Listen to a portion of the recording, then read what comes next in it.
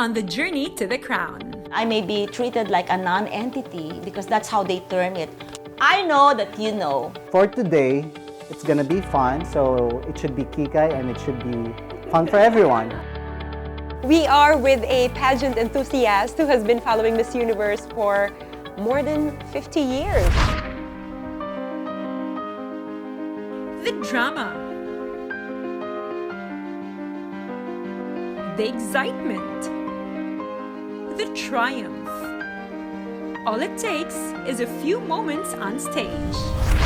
But the journey has never been easy. It is a lifelong voyage. Nurtured with determination, hard work, faith, and a bit of fate.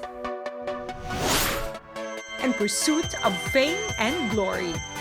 Let us relive the once-in-a-lifetime experience of Filipina beauty queens.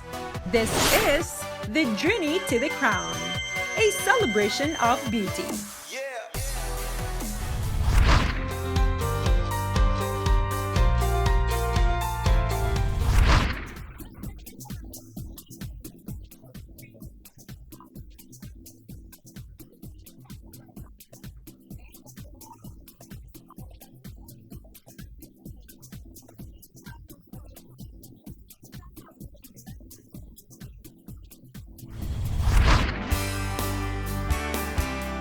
With the controversies attached to her name, she is definitely one of the most colorful personalities of her time. I am with Binibining Pilipinas Universe 1982, Maria Isabel Lopez. Hi, Maria Isabel Lopez. Hi. Isabel. So, 3 decades since 1982. How are you now? I mean, getting better, wiser, and stronger.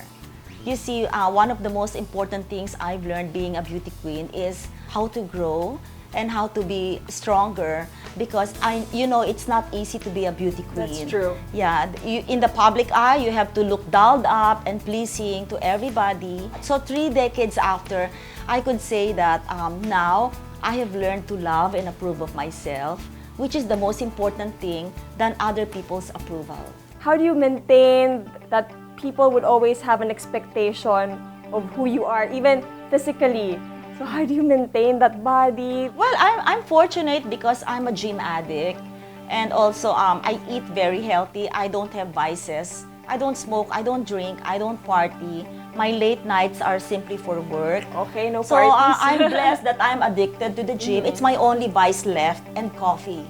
So I just want to clarify, that question that was asked of you, it was in the closed-door interview. Yes, and I told her, if I say yes, will I still win the crown? So it was not asked to you during the pageant? No. It was asked to candidate number 18. When they asked her, are you still a virgin? And then she answered simply, yes. I mean, in a beauty pageant where there's a competition, you just don't answer yes or no. Dapat yan, you should have like follow-up to your answer. Like you have to justify why you answered yes or no. But during my time, the questions were much more vulgar than the virginity questions. Really? Yeah, because in the prejudging, I was asked questions about like, do you believe in premarital sex? So I said, yes. Yes, I do believe in premarital sex. Look, you're talking to a middle-aged woman and a candidate, and and somehow you have to be real. So do you think that was your edge because you were really true to yourself, that you were able to take home the crown that night? I think my edge is that first, I got lucky that the batch of judges were like very modern. They're like 70% foreigners. They're more liberated and with a more modern outlook in life. So you weren't even scared that you might be disqualified because of your answers? I was more scared of being disqualified, not because of the answers, but because of my origin.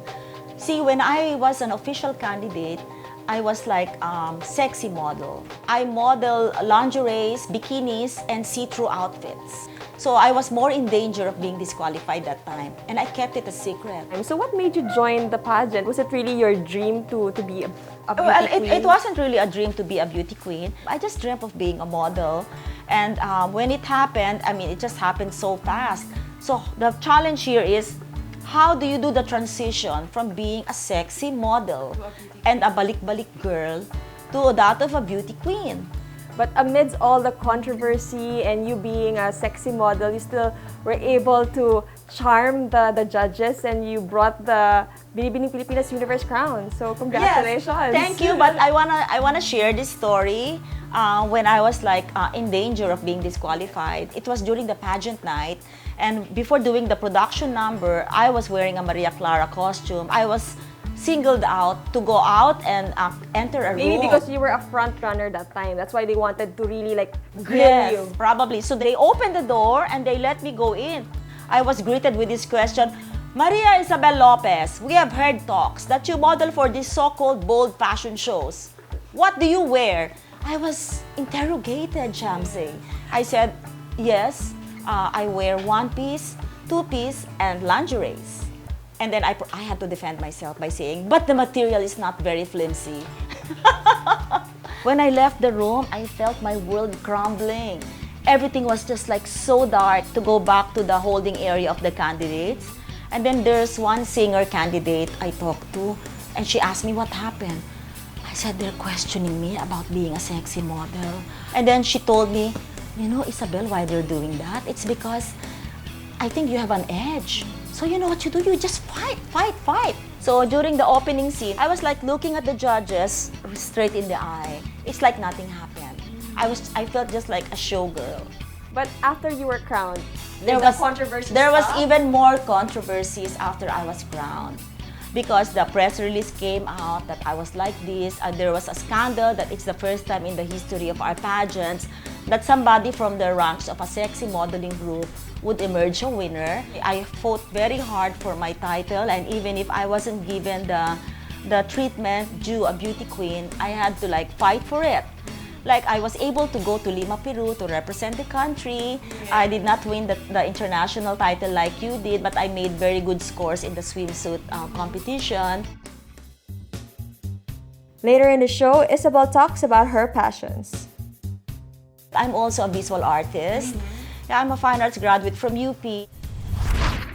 I really want to have a nice blush color, but I don't know what color best suits me. Who is the first Miss Universe to be dethroned? The answer will be revealed when we come back.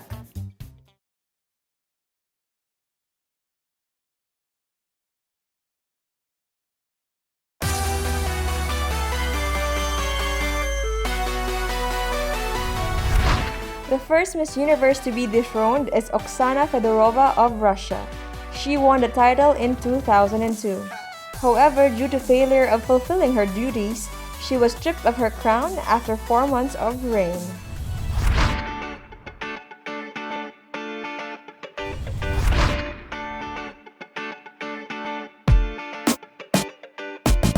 Hi, girls. Hello. Hi, I'm Jim Ryan Ross. I'm one of the training coaches for hair and makeup with Aces and Queens. The hair and makeup training is important because we want to identify the best look for each girl.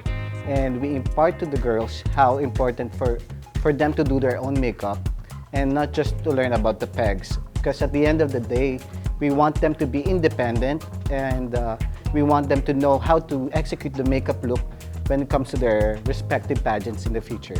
For today, it's gonna be fun, so it should be kikai and it should be fun for everyone. Are you guys excited? I think it's every girl's probably dream to learn how to put makeup because it makes them feel more beautiful. Yes, I am so very excited because every girl wants to wear makeup and want to learn about how to put on a makeup and can't wait for it. Not all the time you'll have makeup artists or hairstylists on board.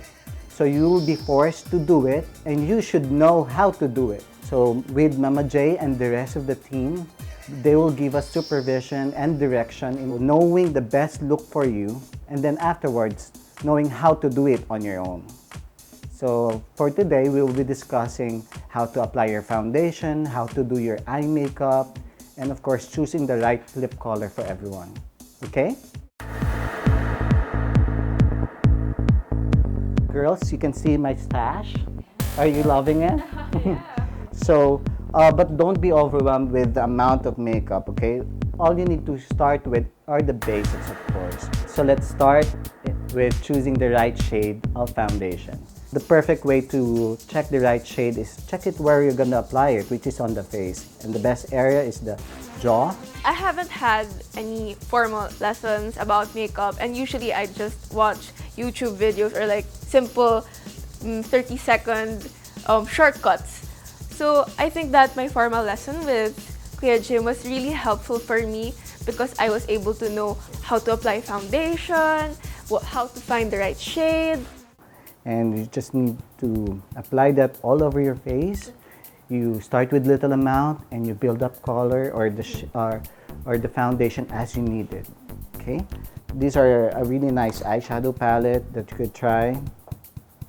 Let's start with very basic, okay? So something brown or bronze would be very universal. You could use this for daytime or nighttime. It will complement your skin tone, Filipino skin tone, and whether you're wearing orange or blue or red, it will not clash with that color. So, I really want to have a nice blush color, but I don't know what color best suits me. How do I identify that? well, just like foundation, you really need to try it on your skin tone, and you have to base it on the color of your skin. For you, Rihanna, choosing the right shade of blush, so it goes with your skin tone, of course. So a nice shade of orange, a peachy orange, I think, would give a very nice life to your skin tone. What I learned about makeup, especially for my features, is I have to make my eyebrows a bit higher and not too much blush on. I have to find the perfect shade for my skin color. Of course, it takes time for each girl to learn how to do their own makeup. So we would have several sessions, and of course, there will be basic and then advanced, and then we would go individually and check their skills as we go on with the training. So I would say probably 3 to 4 months, and every week and every session we would check how they improve their skills. To finish the look, you need a nice lip color. Okay? So I have here a very perfect color. It's nude but perfect for your skin tone. Okay? You smile, please.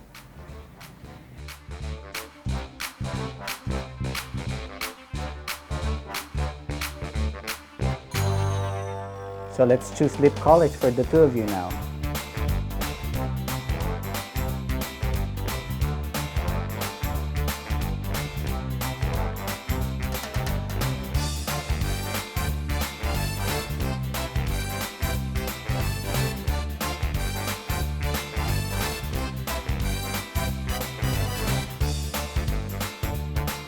You all look gorgeous now. Thank you. But that is just the basic, okay?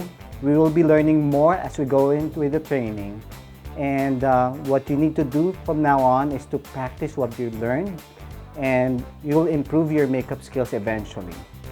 Next week, the girls experiment on what hairstyle suits them. When we come back, The pageant is today. When will it be aired in the Philippines? About 3 weeks more. and later, I may be treated like a non-entity because that's how they term it.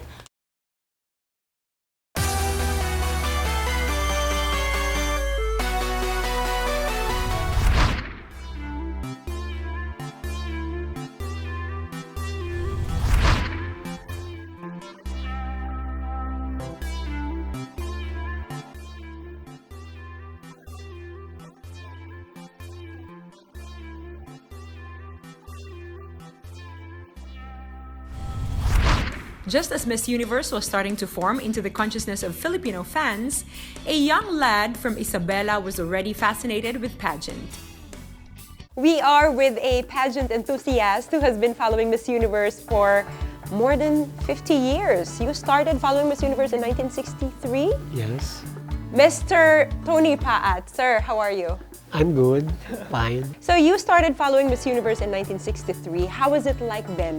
In the 60s, you had to watch the Miss Universe pageant on TV in black and white. Look at the newspapers for your pictures, magazines, the stories, and when is she coming back? Oh, okay. For example, the pageant is today. When will it be aired in the Philippines? About 3 weeks more. 3 weeks. Oh, interesting. It all began when Miss Philippines placed in the top 5 during the 1963 pageant. Well, I was in high school then, and I was very surprised to learn that Miss Philippines of 1963 won as the runner-up in the Miss Universe contest. This is Miss Lalaine Bennett. Nanalo siya ng 1963. Pero, nagkaroon ka ba ng chance na makilala siya ng personal? Nakita ko lang siya sa isang movie niya. Nandun siya sa lobby ng Center Theater then. Gandang-ganda talaga ako sa kanya. So that started your interest in following Miss Universe contestants? Yes. I collect all her pictures, magazine, newspaper clippings, magazine. And that this hobby of collecting news and features about beauty queens, little did he know that he has already amassed a treasure trove of memorabilia.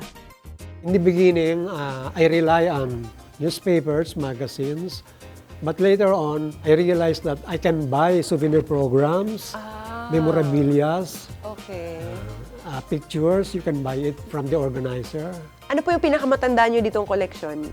1974 Miss Universe. Collector's This item. is a collector's item. This is 1974, right? 1974. Because of this vast collection and knowledge about Miss Universe, Tony had become an important resource person about the topic. Aside from these collections, you also have a blog site. Yes, I have my own FB site, the World Cup Beauty. Filipinos abroad who are also pageant fanatics, they were so impressed with my pictures because you cannot see them anymore. Certainly, Tony's obsession has made him a part of the country's rich pageant history.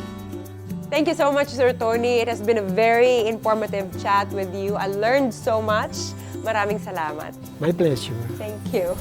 Up next, I may be treated like a non-entity because that's how they term it.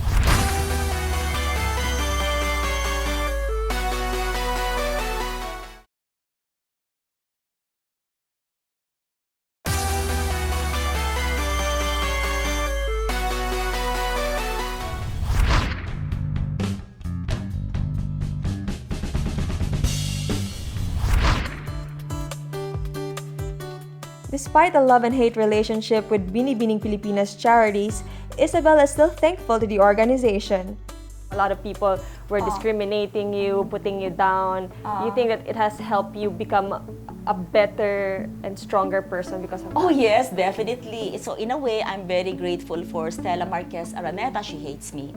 that I had to go through this because out of this emerged a better person, a stronger one. I mean, a better actress because I have a lot of, hugot effects. I was able to earn a few Best Actress, Best Supporting Actress nominations and wins. I mean, out of the pains I went through. So, I give her credit. And maybe in this lifetime, we may not be friends. She may continue to hate me, and I may be treated like a non-entity because that's how they term it. She's a non-entity to Binibining Pilipinas. Until now, to quote the organizers. You're not like I know that you know, so you call me a non-entity. But I would say that beauty queens, they come and go. But only a few have remained. A few will stay. that's true. I think during your time, they felt that it's being questioned. It's beyond their standards. Yeah, they cannot control you. They feel like you're out of the box. That's why they're trying to make you fit, and I guess it's really hard, no? But what can you tell, like, for future beauty queens, so aspiring beauty queens who are not in the peg of what beauty queens should be? And do not be a people pleaser. If you're really up for the grabs to win a title and there's like expectations that you have to do, try to do a formula of not losing your identity, at the same time representing the country and the charities well without selling yourself or losing yourself. So after your beauty pageant stint, you entered show business. Yes, that's the usual pattern. How is it different from being a beauty queen, being an actress? When you're a beauty queen actress, it's so easy for you to like really make it in the industry that we love. And first, like you cannot change your name, so you're crowned Maria Isabel Lopez, you have to keep that name. So a beauty queen is not like, it's just a title. And they come and go. And if you remember, Shamsi, after many decades, we have a lot of beauty queens that are already long lost and forgotten. Yes, that's true. So Yes. you say a lot of beauty queens come and go. What do you think is your Yes, come staying and go. power that, you know, Maria Isabel Lopez is really a household name when it comes to beauty pageant and being an actress? You have to continue growing, otherwise it's the end of you. You have to grow in your personal life, spiritual life. You have to grow in your career life and not get stuck. Yes. Okay, so we've talked about your life as a beauty queen, as an actress. Can you tell us more about your family and your love life? And my other passions. Yes. Okay, I'm also a visual artist. Yeah, I'm a fine arts graduate from UP, and it took me a long time to go back to my first love. So right now, I have already established my career as an actress. So right now, I'm in the process of establishing myself as a visual artist. And I'd like to talk about my family life. I'm proud to say that I have 2 children from my husband, ex-husband now, yeah. Even if the image was kind of like bold and daring, I never fathered children from different men. So I have Ken. He's a 19-year-old engineering student, and my daughter Mara, she's into show business as well, Mara Lopez. And right now, I'm in a very beautiful relationship with a human rights lawyer from Sonoma County. So in other words, even if you're a junior citizen, it's no reason for you to stop loving and growing. Plus, I also get to pursue my other advocacies, Shamsi. I'm always a fighter for women's rights. And I'm also right now very busy with the Lumads and their fight for their ancestral lands. Yes, and I've always been a freedom fighter. My gosh, I've learned so much during this interview. I think you have inspired a lot of beauty queens, aspiring beauty queens, and even just, you know, women and children and girls who are, you know, looking at you and seeing your life as an inspiration for them to not give up on their dreams. And thank you once again for having us. And we just hope the best for your career and for your love life and for your family. Thank you also, and thank you for making me a part of the journey of a beauty queen.